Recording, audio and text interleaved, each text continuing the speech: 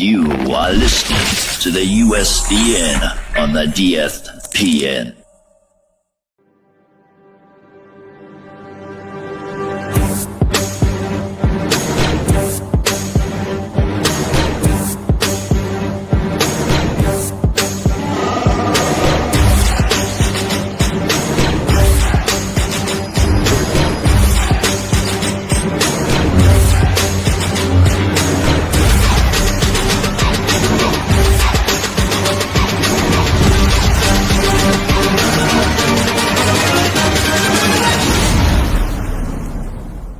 It's a trap!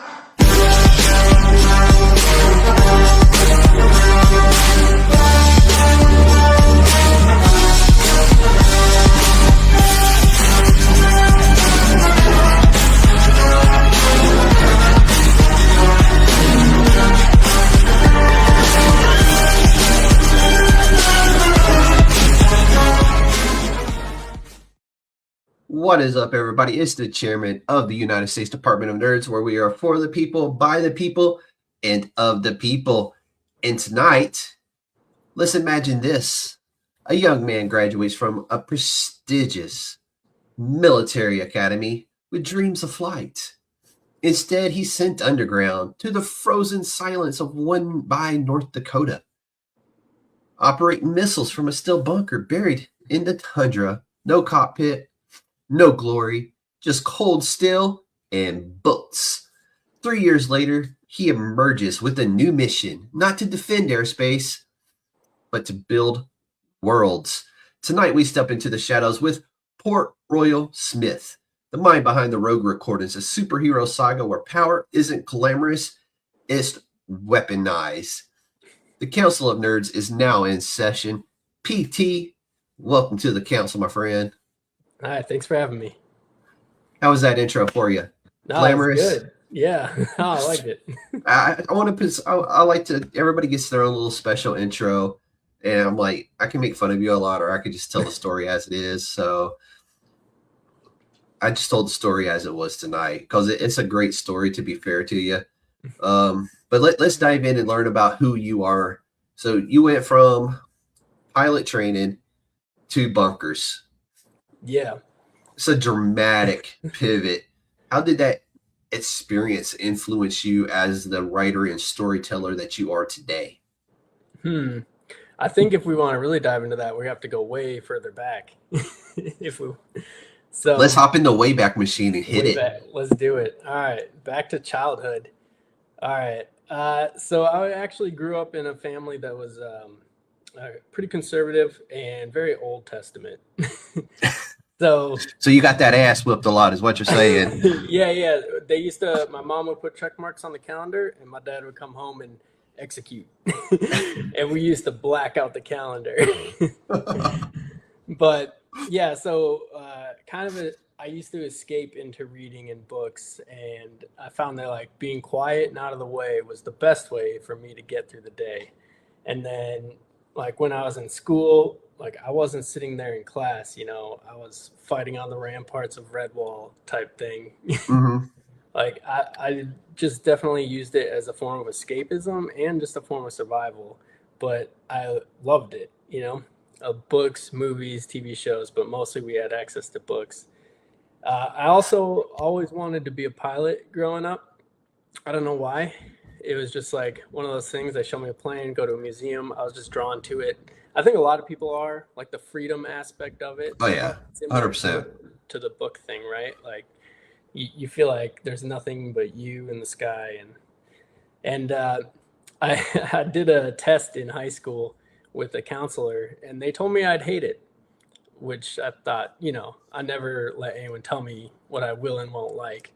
Well, that counselor was on the money. I didn't hate it. It was just more like driving a truck. Like once you get the takeoff and landing, the exciting bits, then it's like, all right, 30 minutes, airspeed heading altitude. Airspeed heading altitude. 30 minutes, airspeed heading altitude. Check your radio station. Do your radio calls. And some people, that was enough. Like, you're up in the sky, they're looking around, they're like, this is everything I've ever wanted. But for me, I was just like, I can't imagine doing this for 12 years, which was the minimum commitment if I Mm-hmm. continued. So yeah, I dropped out, and they sent me to Minot, North Dakota to be a missileer. And I did kind of rediscover my passion for books there. Yeah. Like, the academy is a very busy place. What else are you going to do underground? Exactly. Though they do have satellite TV, so I got to watch a lot of TV too, a lot of football. But yeah, no, so I ended up underground. I kind of rediscovered that passion for reading. I picked up a lot of new books, and they probably definitely influenced my style and storytelling. And we'll get into that a little bit later, but does that answer your question? Oh, 100%, dude. So how did being banished to the tundra, how did that like sharpen your imagination? Because I can't imagine because that's what 24 hours shifts or something like that. Yeah, Something yeah. ridiculous. It counts as 32, but basically it's from 7 a.m. one day to like noon the next day, you're at work. And 24 of that is underground in a hole. So you technically get to sleep there, so you can sleep on the job, but only one of you at a time. It's not a bad gig. Yeah, not a bad gig if you can get it. But Or else do you get to say you slept on the job for 8 hours? right? Yeah, I mean, you'd be lucky to sleep for 4, I think. Oh, I'm sure. Yeah. There's alarms going off 24/7. The vents are loud. The AC's running. Sometimes it'd be 100 degrees down there. Sometimes it'd be 60. But as far as the creativity aspect, I think just consuming like a lot of media. Like, I'm the type of person who I watch a movie or read a book, and I can't help but think about how I would do that differently. Or like, Oh, yeah. I love to appreciate a scene and world building, but I always just get stuck like critiquing, and I kind of hate it a little bit. Yeah. Because like some people can just turn their brains off and just take it in and appreciate it, and I'm always like, oh, but why did they do it like that? Why'd they say it like that? Don't they understand that by saying this and then doing that that's a conflict, and and everyone's No, like, that would. So I'm one of those ones that can just turn the brain off and just enjoy what's in front of me. However, I say that, but I go to read a comic book and I see something that's just kind of weird or like completely 100% out of the way. That's when my brain goes, this would have been so much cooler if it would have been done this way. But then I'll catch myself doing it. And I'm like, why can't I just enjoy it? You know? Yeah, because like everyone has to try to do something new and different. You can't just all be. And when you read a lot of comics, I bet you get much better at like knowing what you like or knowing what works well and what doesn't. So you can like see people, like maybe someone who's younger, like me when I first started writing, following traps that more experienced writer or comic book. So I'm going to be fair to you, man. I've met a lot of guys over the last like few weeks, younger comic book writers, and honestly, some of them are like really talented. They've studied the greats. They know what works. They also have learned what works for them. And there's some brilliant up and coming minds in the comic book industry that I can't wait for everybody else to get to know the way I have gotten to know them over the last few weeks and doing interviews with them. So the future is bright, man. I love it. That's awesome. I mean, hopefully the next, Stan Lee's in there. There's a couple in there, man, that I think, if given the right opportunity, could definitely be a Stan Lee type. And I think that's the biggest thing, right? Is getting the opportunity. Like, there's a lot of times there's so much talent that just kind of wasted. I don't want to say wasted, but suppressed. No, you're 100% right. It is suppressed by the industry. So, but it's one of those where it's like my personal mission almost to like, I'm going to get this kid discovered by the right people. You're going to get I want to see him because he's just so good. Like there's been like 5 or 6 that I'm just like, these kids deserve big opportunities. And hey, you can name drop them here. We're not competitors, No, it's one of those. I don't want to name drop because tonight's all about you. So let's talk about you, man. All right. So let's talk about. Would you consider your time in the silos as like a training arc for what you are doing today? Actually, yes, that is a pretty good one. So when you're down there, there's a lot of potential distractions, but nothing like other than occasional emergency message or something. Nothing that like demands your attention 24/7. So it's a great opportunity. Like now when I'm writing, I'm working from home, the distractions are limitless, right? So like the ability to just lock in and focus on writing for as long as I can, focus on editing. I do it listening to music. So I'll put headphones in and I'll just like zone in on something and just. You're nicer than me. I don't even use headphones. Yeah. I just crank it and I enter my zone, and like, especially as I'm clipping out shows and stuff like that, or if I'm writing the next interview or something like that, music on and just go. Yeah. I'm done. I'm like, I've already wrote like the next 3 interviews and prepared all the social media stuff, and I'm just like, all right, cool. Hey, that worked out today. Yeah, that's awesome. I don't know about you, but for me, it's like when I'm in that zone, I'll just work, like thousands of words coming out. But as soon as you get like thrown out of it, it's like, oh, today's over. Like I can't really lock back in once I'm out. So it depends for me. Like, it would have to be a drastic emergency because obviously I'm not writing thousands of words and writing books, but sometimes you just get that one or two distraction. Or like today, I am so congested. Like all I want to do is like take meds and nap, which is what I did today, is take meds and nap. So then I was just like, I didn't get myself caught up before I started feeling miserable again. So I'm like, I gotta play catch up, but it's so hard when I just want to take my medicine and go back to sleep. Well, I mean, sickness is a pretty rough distraction. That's a hard one to get through. I'm getting through it right now. I appreciate that. I've never canceled an interview. I don't intend to cancel an interview. It's better remote, I suppose, in that sense. It's true. But, yeah, so like for me, I like to draw in a lot of like what I see and read. So also being down there in the hole, reading a lot of books and drawing from those like story elements and ideas. So like, I started reading Game of Thrones back in college, and I loved the idea that like any character's in danger, like anything can happen to anyone. It's kind of like real life that way.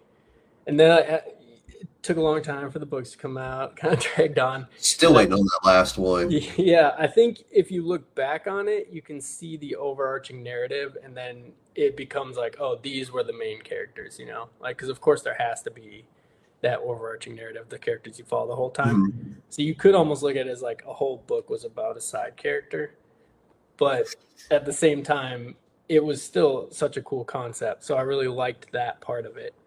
And then I read Patrick Rothfuss, another author who hasn't finished their series yet. I promise, guys, I'm going to get the 3rd book out.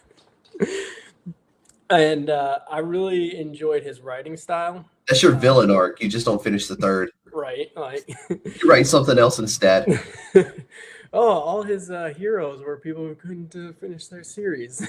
Wonder where this is leading, guys. But no, I really enjoyed his writing style.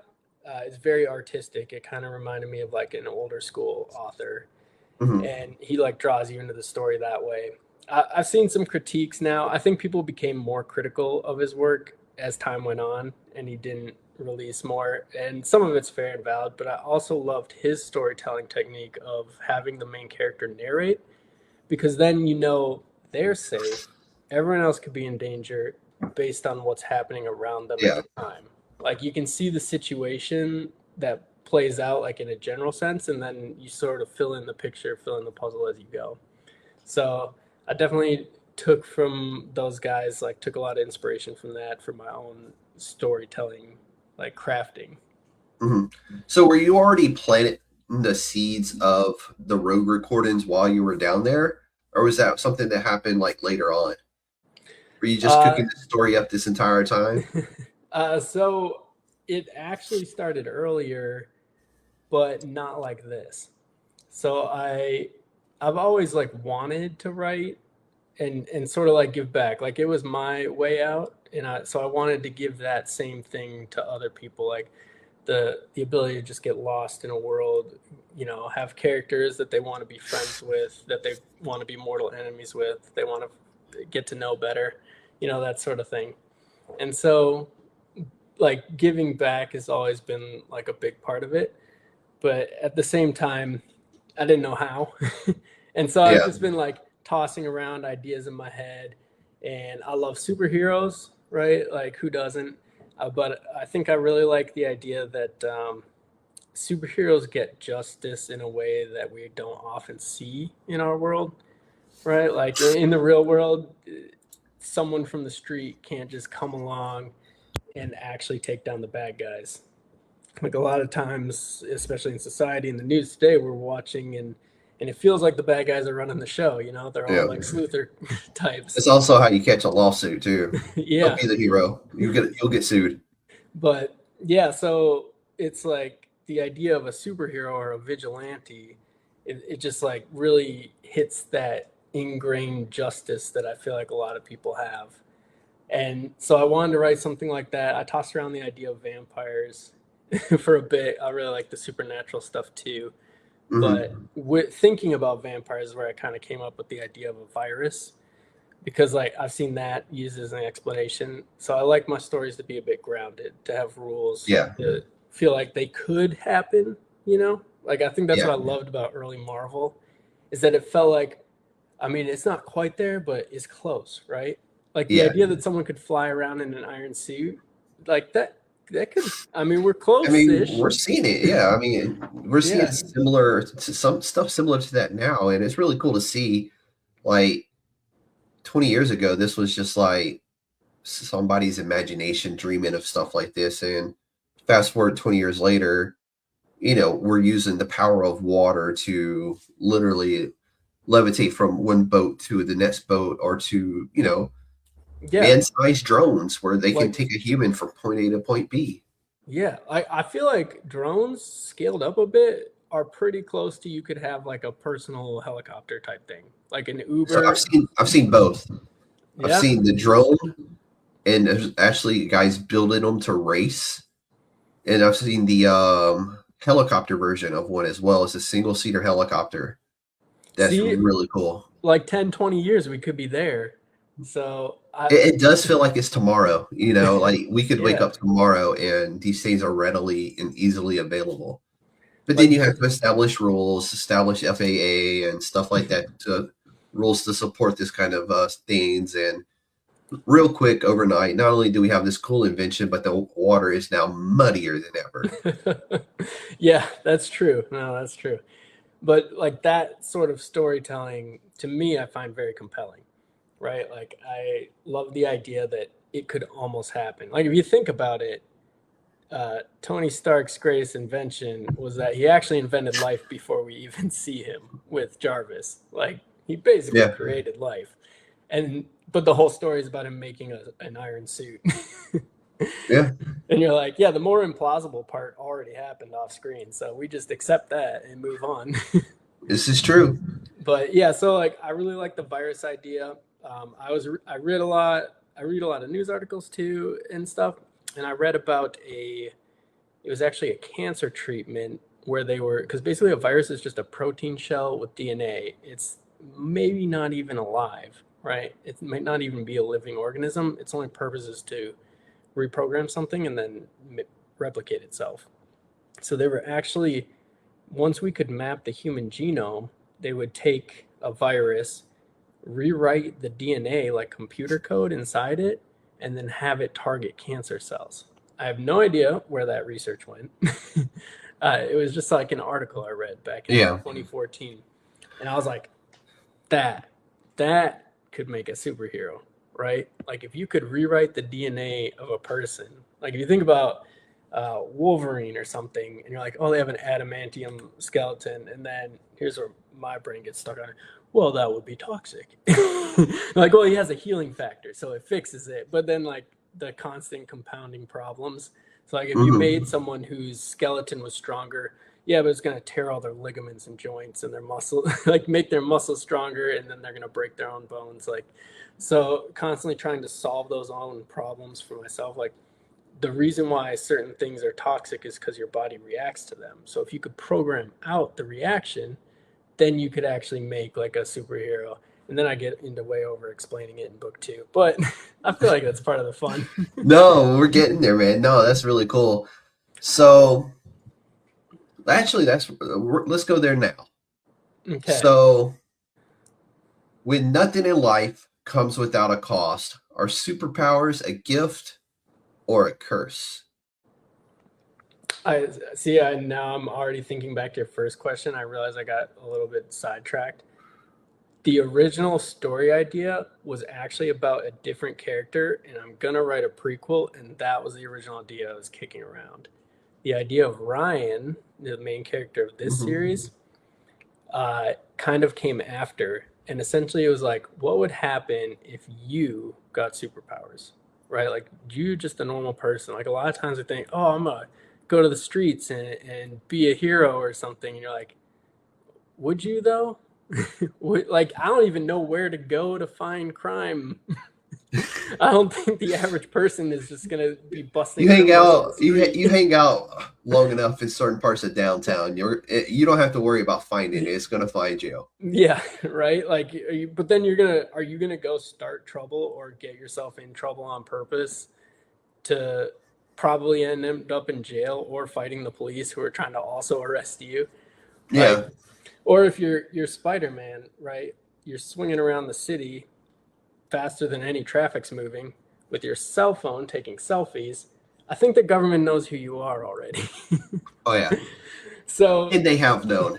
Yeah, and which they actually did really well in Marvel, right? Tony Stark was the arm of the government that contacted him, basically immediately. Yeah. So they explained it, right? But a lot of times, I think, and especially in today's world, it's different. It's different than like the superhero stories of old. So I also like thinking about it logically. All right, we're talking about editing DNA. We're talking about scientists. We're talking about a lot of funding. It's definitely going to be a government-run program, right? So if you as an individual were given these powers, like you weren't, you know? Yeah. It wasn't just random. He basically, so in the book, he is chosen because his DNA reacts properly to the virus. Like for most people, it would just kill them. So like that's the only reason. He's not special in some sort of way. You know, he's not like just the ultimate good person, like Steve Rogers type. He was literally, this person's body will accept it. So, and that's why he's chosen. And that was actually my next question is, so he wakes up from cancer with superpowers. Why did you start with the terminal illness portion of that? Which I think you kind of just answered that anyway. Did he have cancer?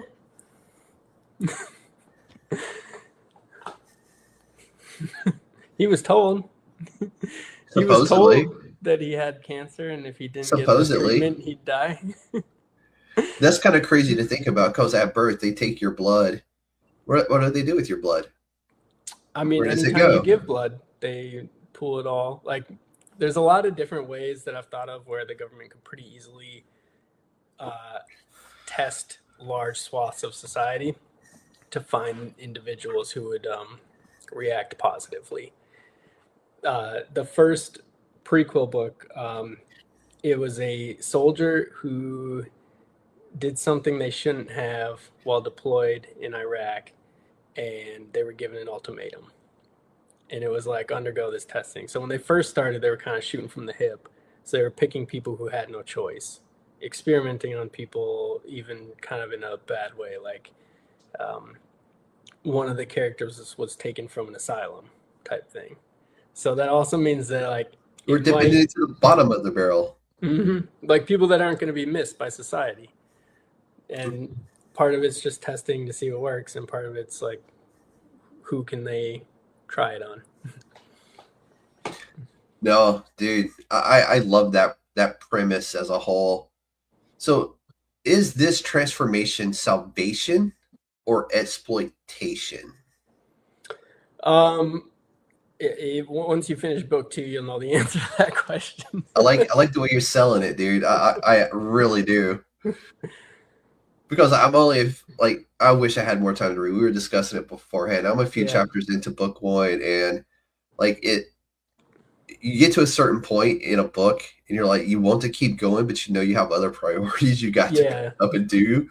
So that's where I'm at. Like, if I didn't have so many priorities right now, I would be done. So there is an audio book for book 1 for people out there. I haven't done it yet for book 2. We'll get there. I might just have to go pick up the audio, listen to it on my way to work. Yeah, I've found a lot of people actually consume books that way. It's definitely, you have to do it, basically. If you're going to write, you have to also do an audiobook. Oh, 100%, because that's what I listen to on road trips, that and podcasts. Yeah. So Shadowwar leans heavily into clandestine operations and moral ambiguity. How much of the military political realism comes from some of your own lived experiences with the military and the academy and that kind of stuff?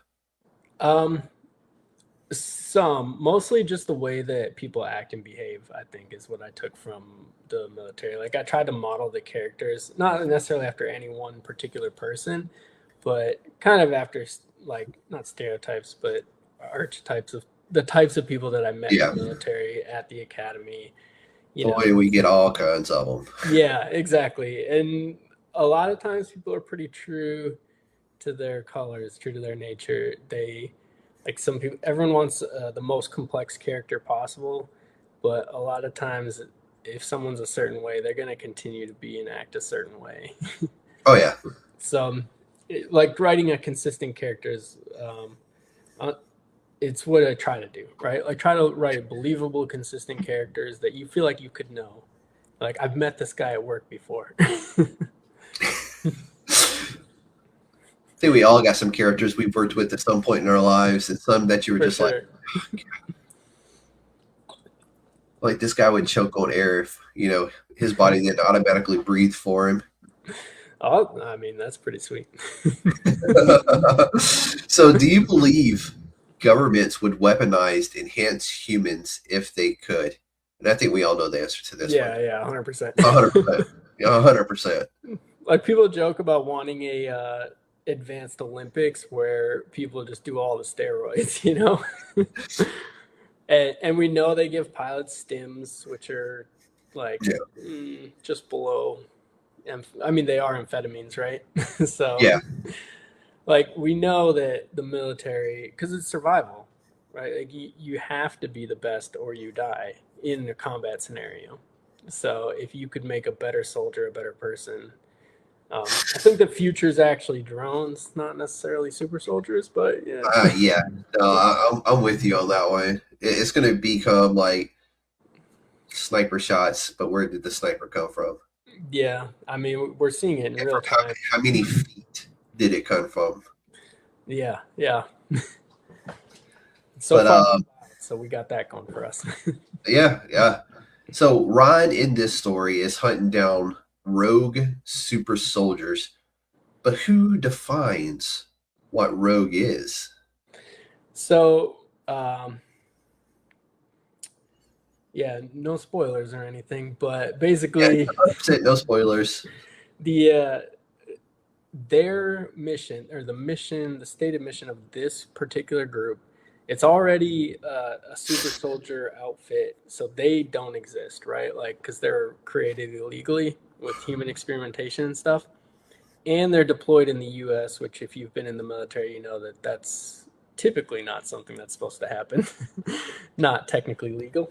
Morally, it shouldn't happen. Yeah.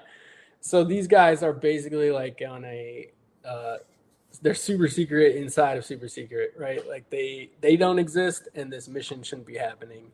And they're hunting down anyone who has had this procedure done, who's given the virus, and decided they didn't want to serve. They wanted to take those advantages and go live out their own life, do their own thing with it. That's what Ryan's told.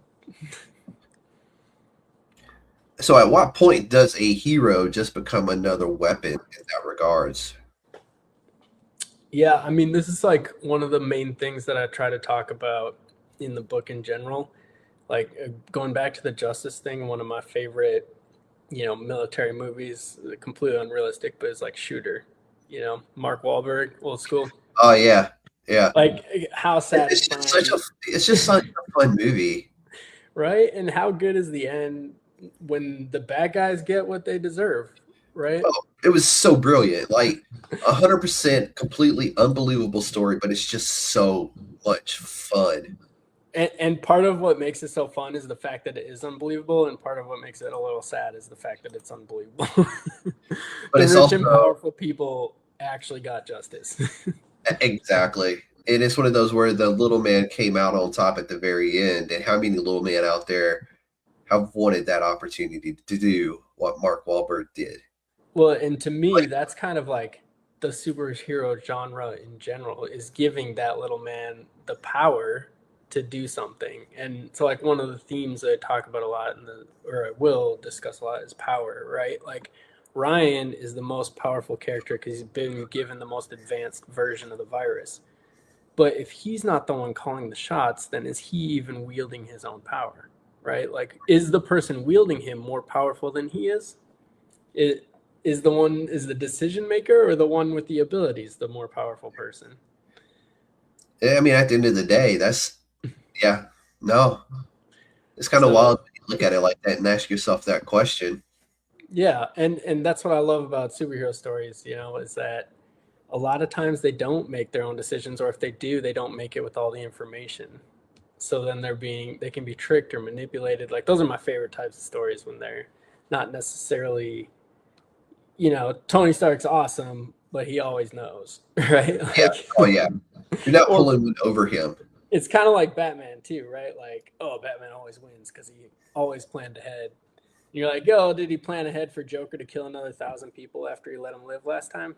Like, are those deaths on Batman?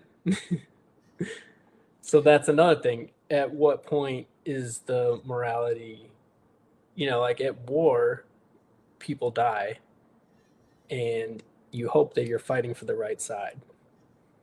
Oh, yeah. That's kind of like, to me, like a Punisher type story is more compelling than a Batman story where the bad guy just goes to prison and then breaks out and then does the same thing again over and over. But that's the relationship between the Batman and the Joker. Oh, it's 100. Like, you can't change it. I mean, right? and there's some other storylines where Batman was just like, no, you're dead. I'm killing you. Yeah, it's fun to explore a little bit, but it always leads to kind of like the same thing. Now he's a bad guy, right? Isn't that typically how that goes? Oh, yeah. So, and you have to have all types, right? Like you can't have everyone be the same type of hero or come to the same conclusions, because everyone's different.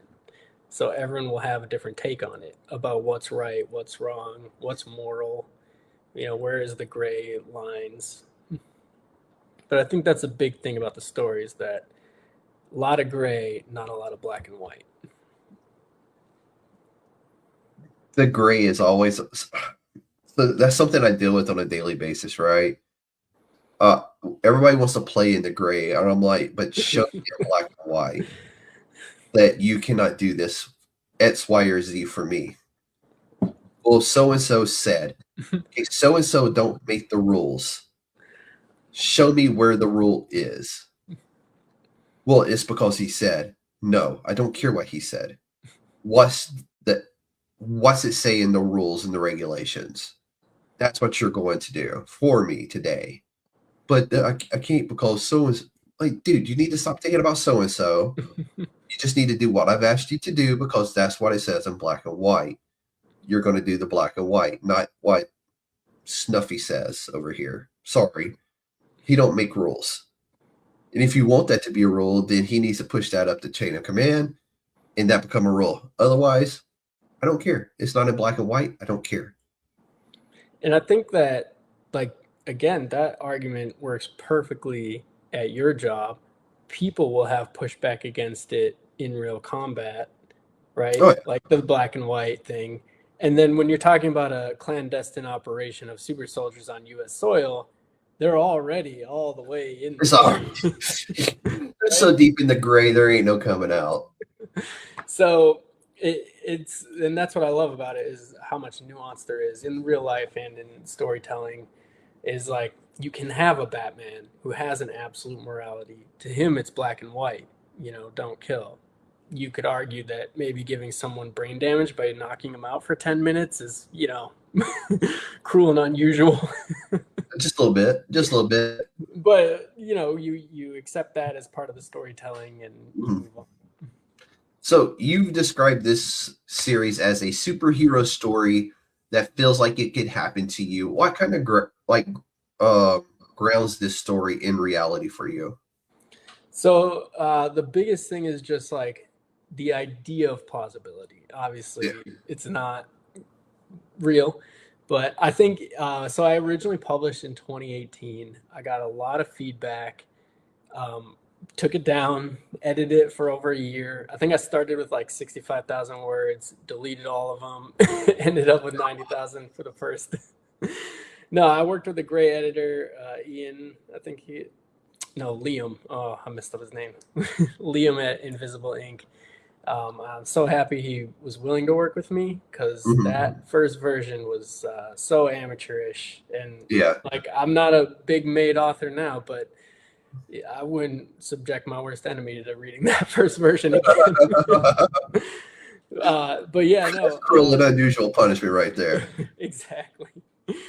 But no, grounding the story and the storytelling in like something that feels like it could happen to you, like you could be the random person that's picked, and then the way that events unfold, it's not like and then you're whisked away off into like magic land where all this stuff happened. It's like, no, it's happening to you in your real life, and it has real effects on your friends, your family, like everyone around you.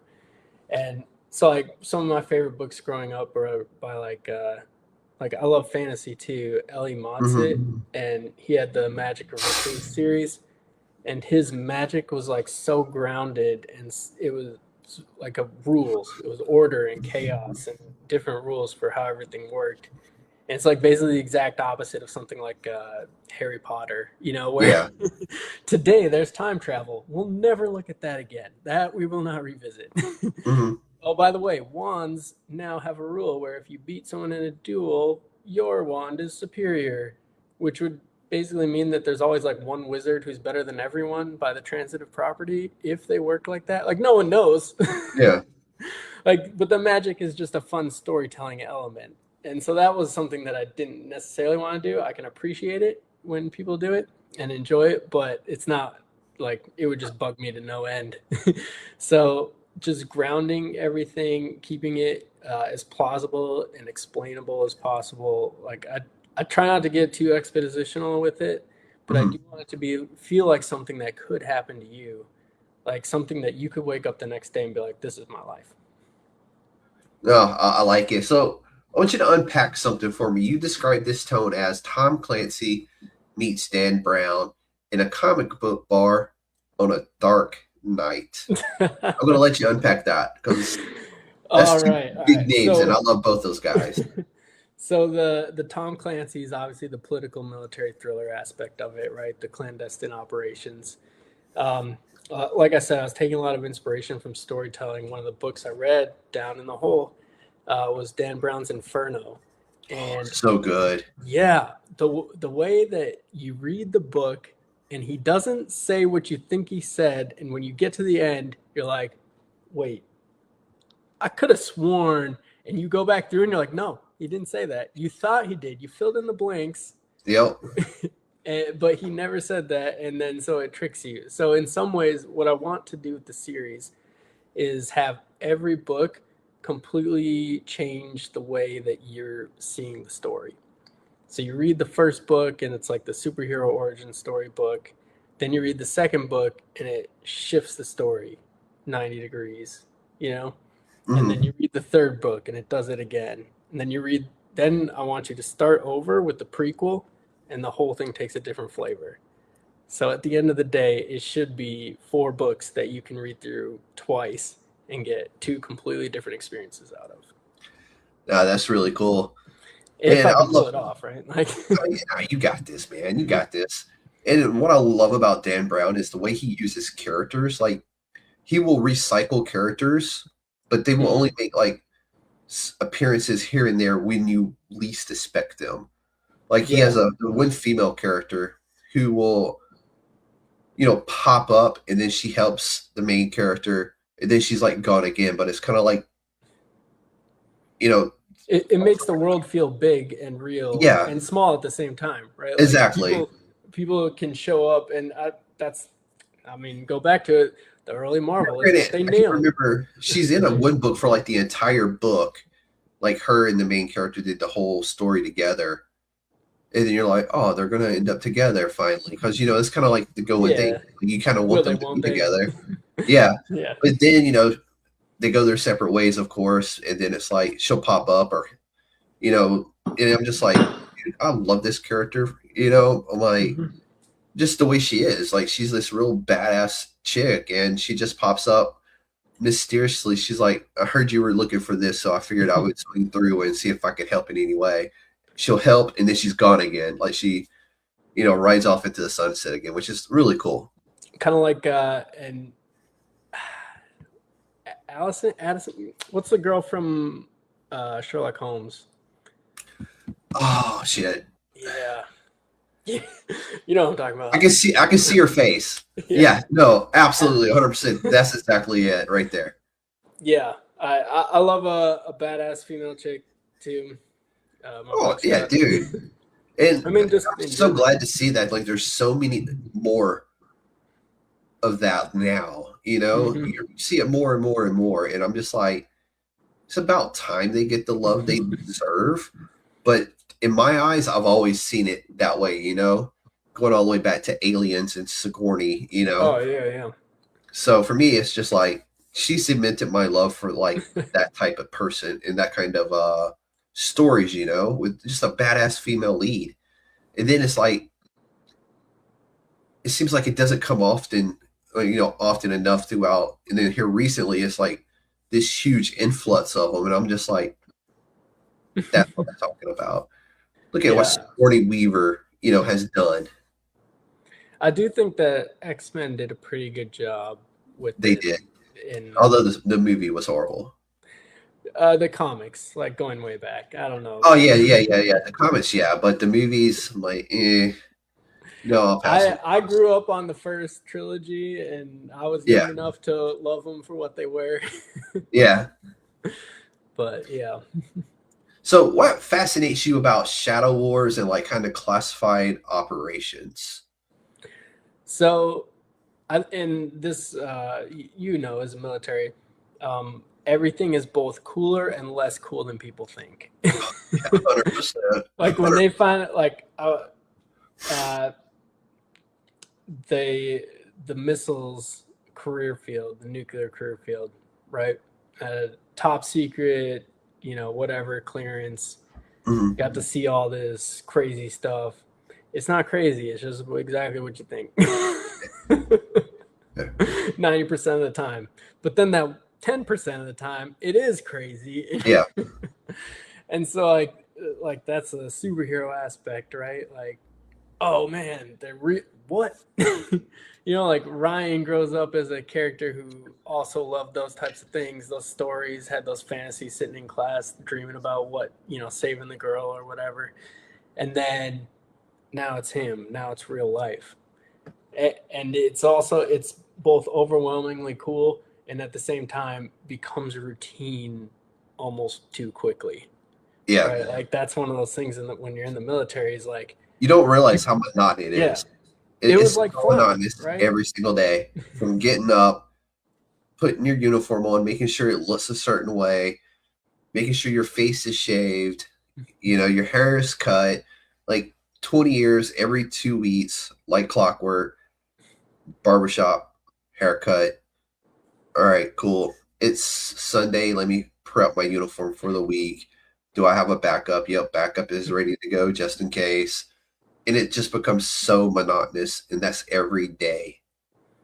Yeah, for however long you decide to do it. We're putting on a flight suit, going underground, and monitoring nuclear missiles Like at one point I had to do like 6 months at the can't remember what it's called now. Oh man, It's probably ACP, for the best. the Yeah. alternate command post, where I was in charge of the entire missile field, right? Like 15 other crews, 30 people, and 150 nuclear weapons that could be deployed at any second to almost anywhere in the world.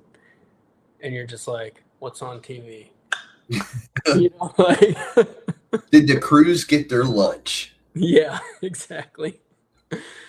Do we still the alarms going off? Like alarms are going off at the missile field. Is there like a bunny out there or something? Like can Probably. security forces go A check? snake run across the field. Like you come in as a brand new lieutenant, you're like, an outer alarm just went off, and then 6 months later, you're like, hey, can you send security forces out to go reset this alarm system? But then every once in a while, there's a protest or something. Someone jumps a fence, and you're like, oh, I don't think they know what they just did. Oh, but they're going to learn. Yep, they're going to learn today. They're going to learn the hard way. So yeah, like I try to incorporate that into the writing. It's a little difficult because you can't write boring. I mean, you shouldn't. Yeah. So you can't exactly tell people what it's really like, because most, like 90% of the time, it is boring. Yeah. That's not interesting to read. That's not good story. Oh, yeah. No, So, 100%. You have to tell the stories of the fun things that happen, but also give the implication that those are kind of rare, like day to day is routine, but also this is what we're going to talk about today type thing. Yeah. And so like I try to do that, especially with combat in the books. I try to be as descriptive as possible. Going back to my roots, like the Redwall series, I swear he wrote combat and food better than almost anyone. Brian, I read his name before coming on here to pronounce it right.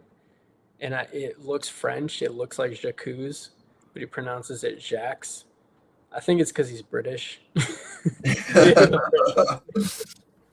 But yeah, It's like I get that with my last name.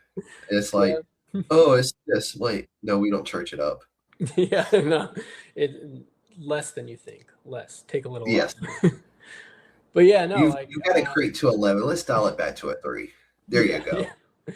So I try to write the combat to be fast-paced, action-packed, and quick and brutal, right? Like it would be in real life.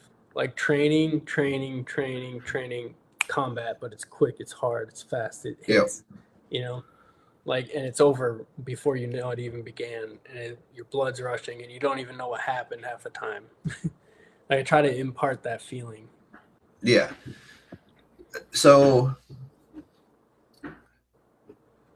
is power given, taken, or innate? And how do you land personally on that question?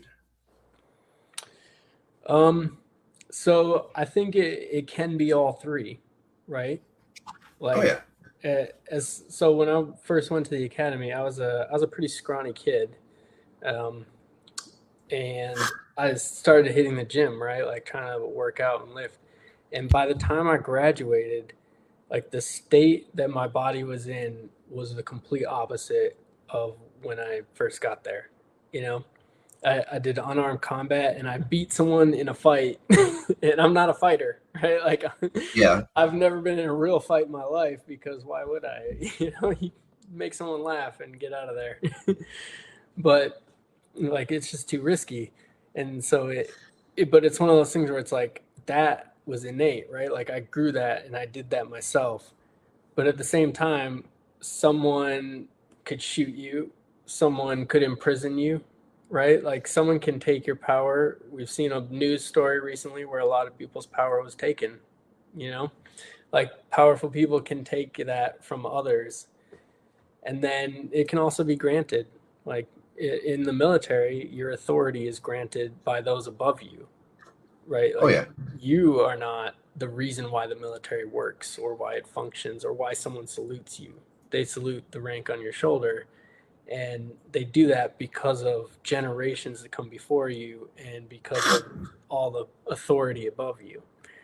And so in the book, Ryan's power is innate, but is it wielded by him? And it was given to him, right? Can it be taken? it's kind of some things I want to explore more. Though a lot of that will come in book 3. It'll answer a lot of questions, but like I said, I'm trying to really shift the narrative. So the first book is really supposed to feel like a superhero origin story type book. Yeah. So the 2010s Marvel era inspired you. What did those films get right about heroism? Heroism. I think they got the flawed hero right. They definitely nailed that one, yeah. Like they got the idea that the character is not just like some good person that always has the answers. And so that's something I really like that they did. Do you think there was something that they kind of glossed over that you would have wanted them to explore more? Early Marvel glossed over. I was super satisfied with the yeah, I was Up too with until the earlier stuff. Yeah, no, Dead on 2019 is kind of like that downhill moment, right? Yeah, something that I've heard, it's a rumor, I don't know if it's true, is that they didn't necessarily want, like we were talking about empowered women, they didn't necessarily want those types of characters written as leads earlier in the series, and that's something they should have 100% done. Wow. Black Widow should have had her movie, you know, around in during the first, yeah. Yeah. Like, and it would have been great. Like, seeing it after was like, I mean, but we already know her outcome. We know her fate, yeah. Yeah. Wasted opportunities. There were so many wasted opportunities in the beginning. Yeah. Stuff that could have waited, stuff that should have happened. To me, their timeline was just misconstrued. You know what I'm saying? And I think it wasn't necessarily planned out. So they planted a lot of seeds and then picked them up later. Like Captain Marvel is a badass character. That should have been the first one. Yeah, like it should have come out, or at least been told in phase 1 in the same way that like the first Avenger was, right? Like this happened in the past, you'll see them again. And then maybe even have her show up here and there along the way. Because when she's a character that no one's related to this whole time, it makes it really hard to cheer for and root for her the same way that you did for all the other characters.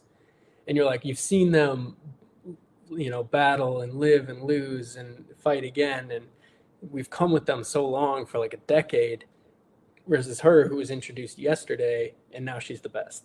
And it's really hard to relate to that. So let's jump into... So Shadowwalker was your very first book. Yeah. What do you think was your biggest challenge in writing that first novel? So I write kind of like I did this interview all over the place.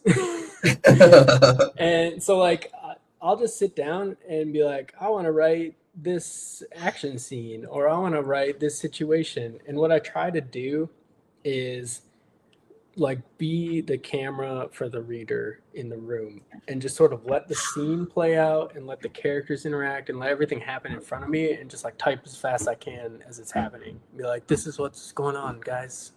Yeah. And so it requires a lot of editing, but it can be a bit haphazard in style where I will write things and then come back and be like, oh, I either repeated something or this is now out of order, or I wrote this over here and now I have to somehow get there. Like in the second So book, when you start, do you have like multiple word pages out?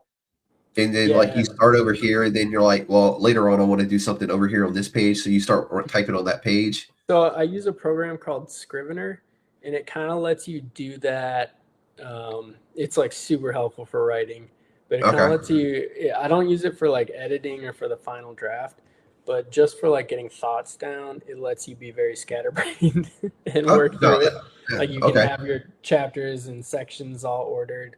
Like I definitely map out the story, and I've been mapping it for years, like even without writing. Like the prequel's half written, you know? Yeah. In my head already. But when it actually comes time to put like pen to paper, which I do really enjoy writing, it's just hard. I can't read my own handwriting. It's so bad. Same. So I'm like trying to, you know, read calligraphy, read hieroglyphics, and type that. What was I even trying to say here? Yeah. Put that on the page. So typing is always just easier. Also, I can email it to myself and work on a laptop or a computer. Yep. But yeah, connecting things, like just having general flow of the novel was something I really struggled with at first. Like that was a lot of the rewriting. It just not expanding enough was a huge thing.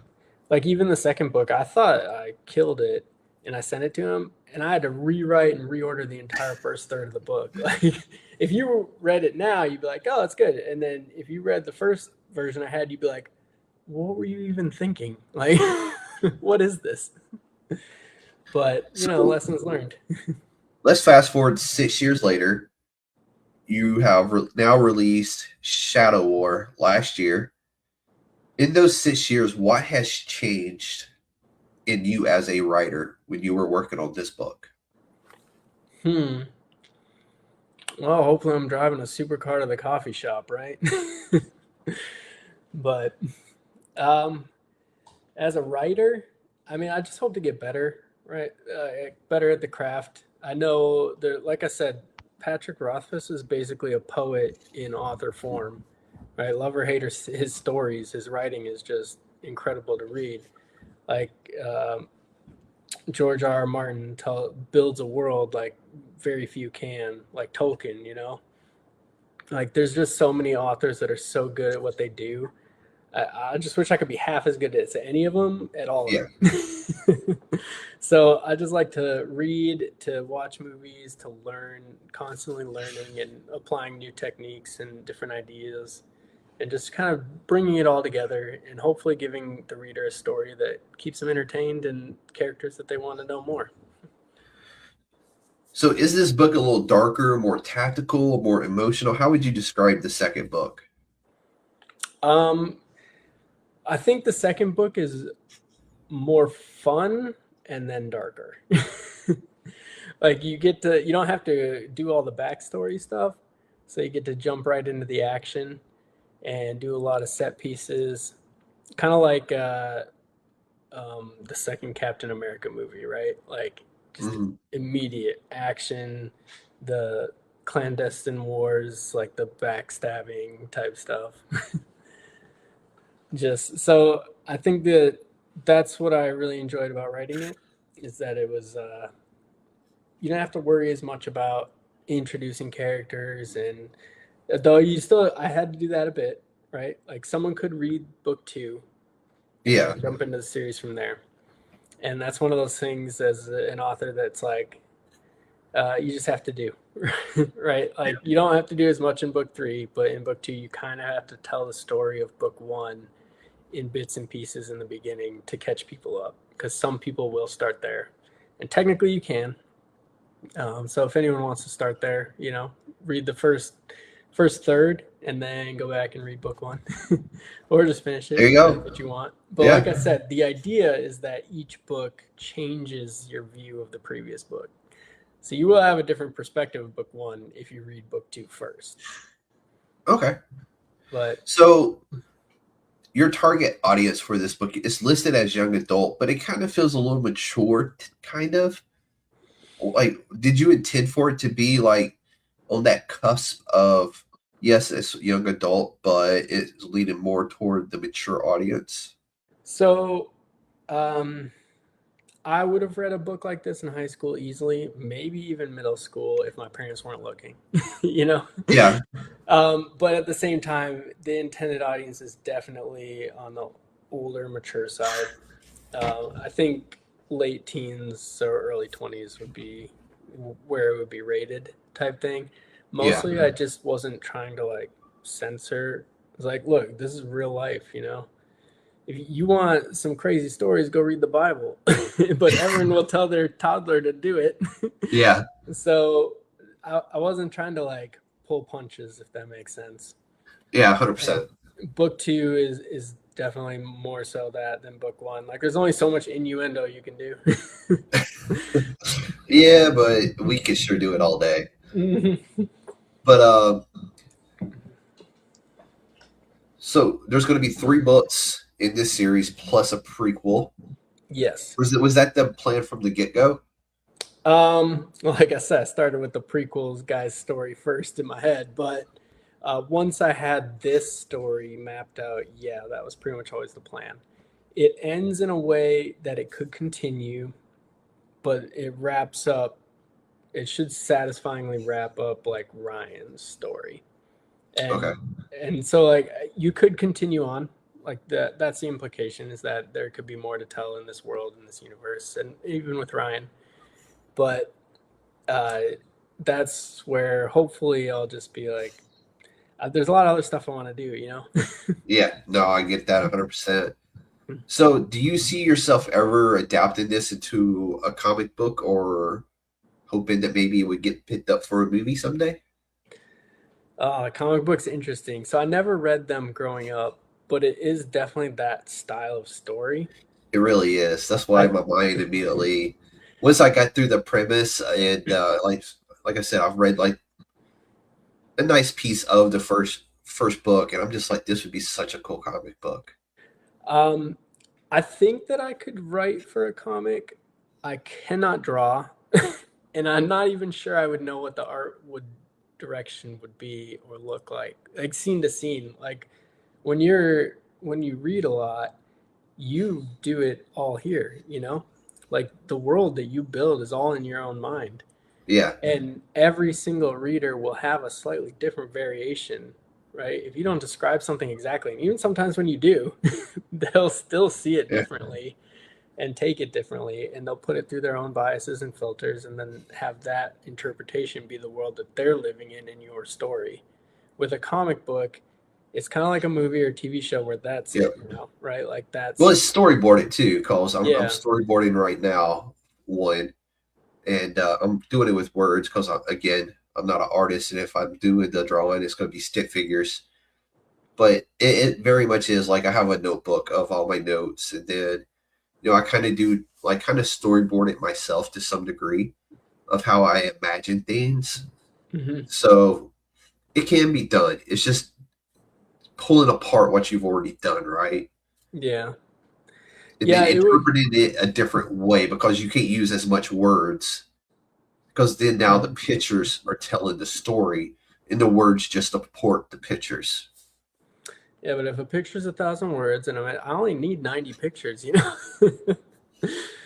But yeah, no, it would be cool to do. It'd be an interesting project. I feel the same way about a movie or a show or something, is that you would basically have to rewrite everything through to fit the new format. Like if you adapt a book to a show or a movie, you should really rewrite it as a script. Like I don't know how many people don't, but sometimes it feels like they didn't. They just kind of shot from the hip. Oh, they do. Basic source material. But like a script is written completely differently than a novel, which is written differently than a movie and TV show. Scripts are written differently because you have to be episodic. So they have to be beginning, middle, and end, even though it's one continuous story. Like, so it would be a challenge, and it would be interesting for sure. I think that the way they're written and the length, it would be movie adaptable more so than anything. Like that's a dream, right? Always. Right, make it big. But so if it became a show, who would you want to direct it? And who would be Ryan? Oh, I don't know. Like one of my favorite shows growing up was Firefly, and very nice. Apparently that guy shouldn't be doing my show. I don't know. But I like the way that he told characters. Criminally underrated. That's why such a huge underground following, or cult following now.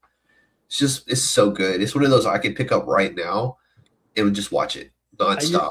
I used to watch it every Christmas with my sister. We'd come home from college and we'd watch through the whole series again. That's so awesome. It's those fun memories, you know? Yeah. No, in my books, I try to incorporate a lot of references, but they should just be for fun. Like I liked Ready Player One, but I don't like how if you didn't get something, you might miss part of the story. And then because it's obviously dated, because it's written when it's written about, nostalgia when it was, then as you get older, it becomes less and less applicable. So I like putting a lot of references and little nods in the book to different things that I grew up with or whatnot. But they should all just be like a little fun Easter egg for the reader. It should never feel like that was the point. All right, we're going to jump into some rapid fire questions here. You ready? All right, maybe. Hero or anti-hero? Anti-hero. Government sanctioned or independent vigilante? Independent, always. DNA enhancement or tech suit?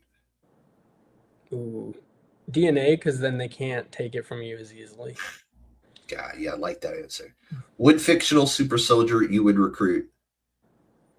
Into my series? Exactly.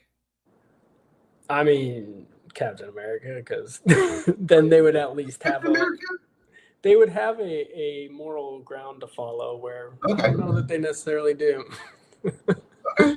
Okay, now when you would eliminate? Now, a super soldier you would eliminate. Oh, like wouldn't show up at all? Like you have to knock them off. Who do you knock off? Can I have like a list? There's so many. No. No. I'm trying to think of every super soldier I know of. And wait, from my book or from in general, all stories? In general, all stories.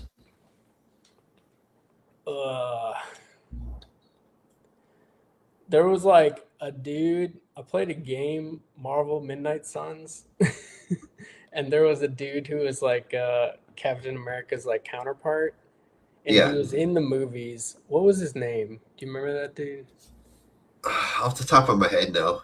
He I had know like exactly who you're talking about. Yeah, he had the building dropped on him, and then like that was his whole story. And then he showed up in Civil War for like a minute, and then it was immediately eliminated. Yeah. So that dude, we can't even remember his name. He's gone. You gotta go. Exactly. Yeah. So we're getting ready to close it out for you.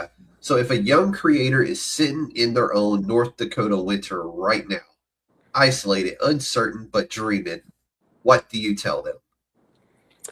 The biggest piece of advice I got is I was dreaming and trying to write, and someone said, you can't just do this. You have to break it down into small parts that you can do, right?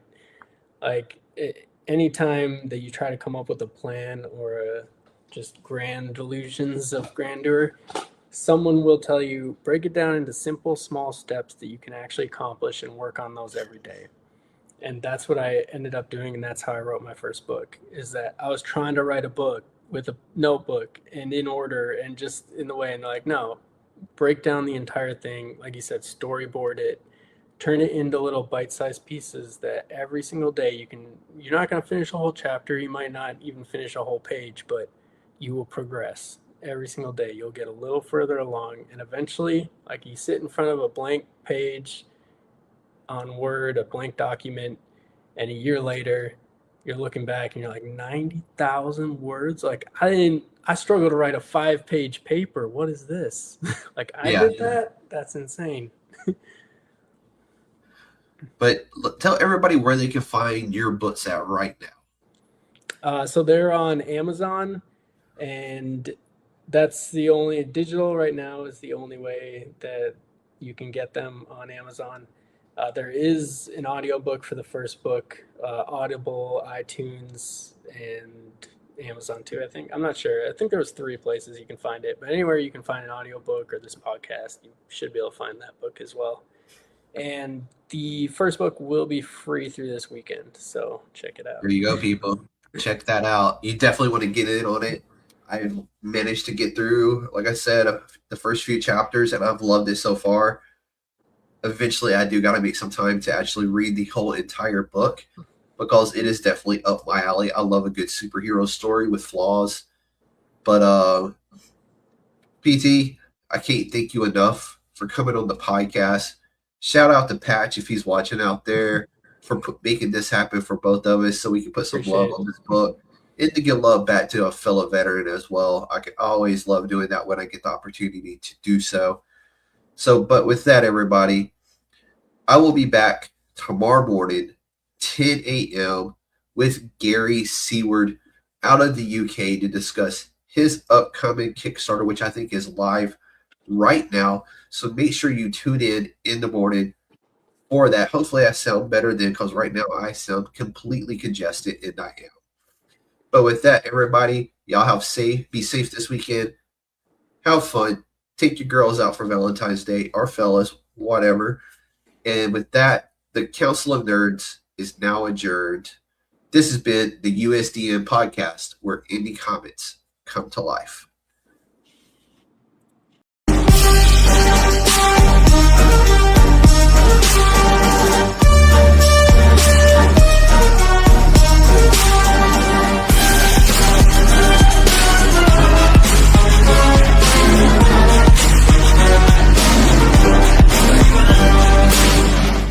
It's a trap!